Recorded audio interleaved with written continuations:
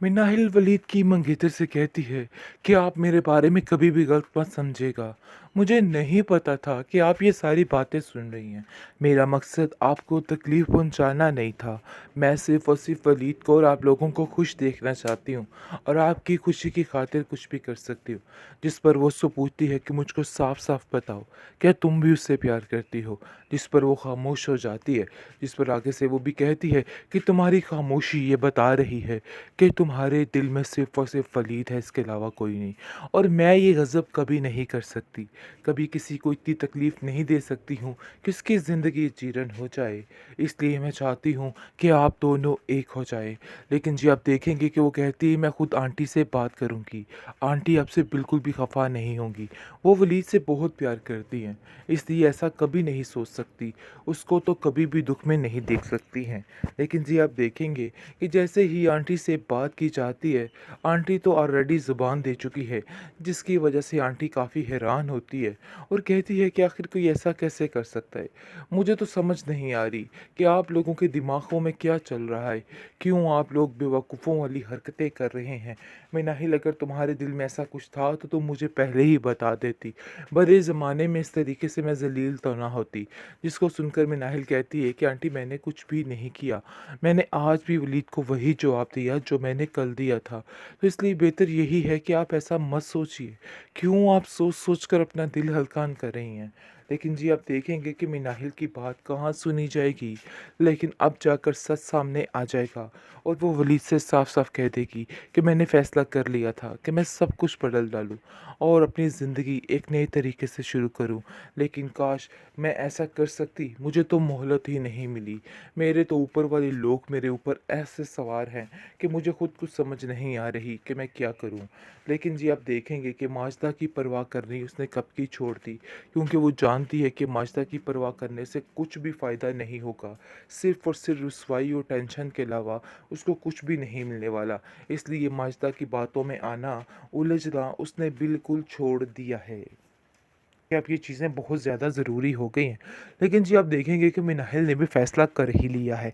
पहले तो वो ख़ामोश हो गई थी, लेकिन अब वो ज़्यादा देर तक ख़ामोश नहीं रहेगी और साफ-साफ ये बात कर देगी कि मुझे किसी बात से कोई गर्ज़, कोई लेना-देना नहीं है।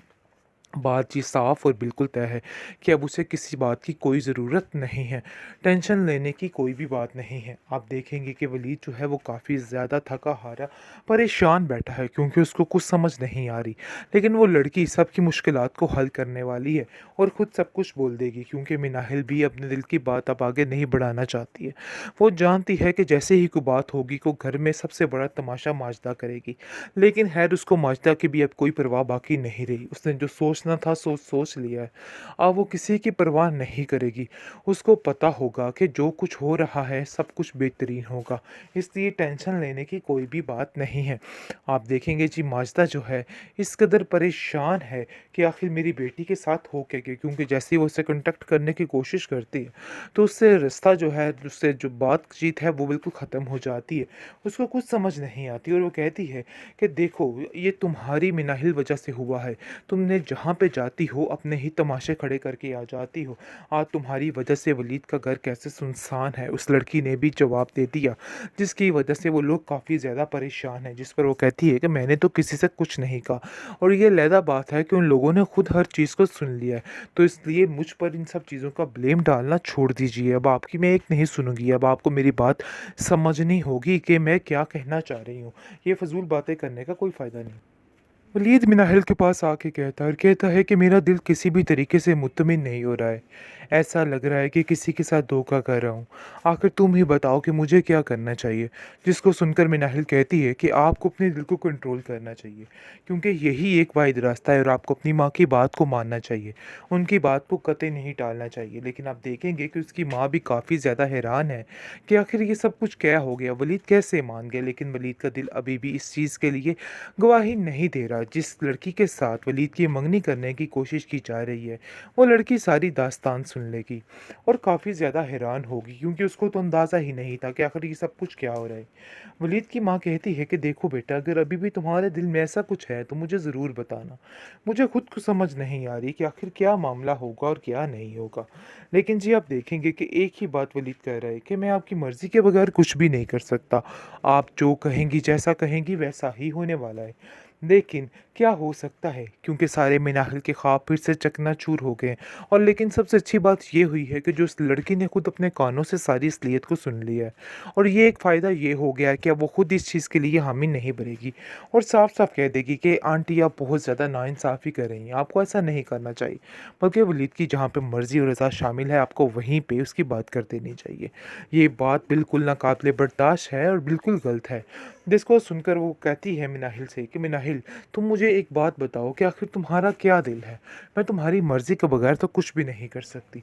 जिस पर मिनाहिल कहती है कि आंटी, वो आपकी खुशी के ज़्यादा बढ़ के मेरे लिए और कुछ भी नहीं है। तो इसलिए बेहतर यही है कि जैसा आप कहेंगी वैसा ही होगा। तो इन बातों से परेशान होने की कोई ज़रूरत नहीं है। जिसको सुनकर साफ-साफ कह देती है उसकी माँ कि नहीं, मैं तुम्हारी खुशी भी जानना चाहती हूँ। क्योंकि मैं जानती हूँ कि तुम अपने घर में किस तरीके से रह रही हो और तुम्हारे साथ क्या-क्या सलूक किया जा रहा है। मैं कतई ये बात बर्दाश्त नहीं करूँगी। मैंने तुम्हें अपनी बेटी माना है।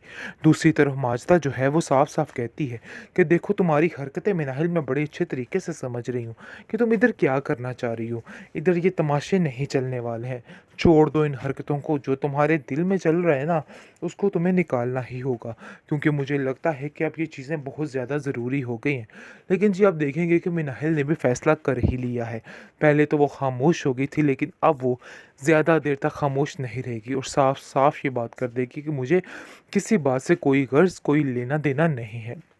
बात ये साफ और बिल्कुल तय है कि अब उसे किसी बात की कोई ज़रूरत नहीं है। टेंशन लेने की कोई भी बात नहीं है। आप देखेंगे कि वलीद जो है वो काफ़ी ज़्यादा थका-हारा, परेशान बैठा है क्योंकि उसको कुछ समझ नहीं आ रही। लेकिन वो लड़की सबकी मुश्किलात को हल करने वाली है और ख़ुद सब कुछ बोल देगी, क्योंकि मिनाहिल भी अपने दिल की बात अब आगे नहीं बढ़ाना चाहती है। वो जानती है कि जैसे ही कोई बात होगी, को घर में सबसे बड़ा तमाशा माजिदा करेगी। लेकिन ख़ैर, उसको माजिदा की भी अब कोई परवाह बाकी नहीं रही। उसने जो सोचना था सोच लिया है। अब वो किसी की परवाह नहीं करेगी। उसको पता होगा कि जो कुछ हो रहा है सब कुछ बेहतरीन होगा। इसलिए टेंशन लेने की कोई भी बात नहीं है। आप देखेंगे जी, माजिदा जो है इस कदर परेशान है कि आखिर मेरी बेटी के साथ हो क्या गया, क्योंकि जैसे ही वो उससे कॉन्टैक्ट करने की कोशिश करती है तो उससे रिश्ता जो है, उससे जो बातचीत है वो बिल्कुल ख़त्म हो जाती है। उसको कुछ समझ नहीं आती और वो कहती है कि देखो, ये तुम्हारी मिनाहिल वजह से हुआ है। तुमने जहाँ पे जाती हो अपने ही तमाशे खड़े करके आ जाती हो। आज तुम्हारी वजह से वलीद का घर कैसे सुनसान है, उस लड़की ने भी जवाब दे दिया, जिसकी वजह से वो लोग काफ़ी ज़्यादा परेशान हैं। जिस पर वो कहती है कि मैंने तो किसी से कुछ नहीं कहा और ये अलहदा बात है कि उन लोगों ने खुद हर चीज़ को सुन लिया है। तो इसलिए मुझ पर इन सब चीज़ों का ब्लेम डालना छोड़ दीजिए। अब आपकी मैं एक नहीं सुनूँगी। अब आपको मेरी बात समझनी होगी कि मैं क्या कहना चाह रही हूँ। ये फ़िज़ूल